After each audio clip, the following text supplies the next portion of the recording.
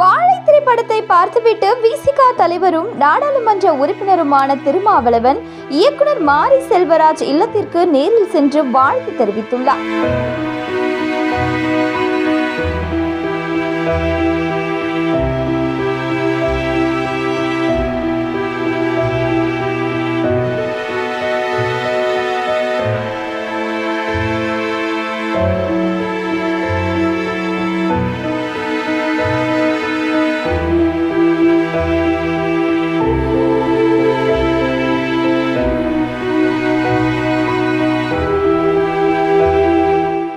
இல்லத்திற்கு வந்த திருமாவளவனுக்கு மாரி செல்வராஜ் தலைவாழை இலையில் விருந்தளித்துள்ளார். குடும்பத்தில் உள்ளவர்களுடன் உரையாடி புகைப்படம் எடுத்தும் கொண்டார். இது குறித்த வீடியோவை மாரி செல்வராஜ் தனது எக்ஸ் பக்கத்தில் வெளியிட்டுள்ளார்.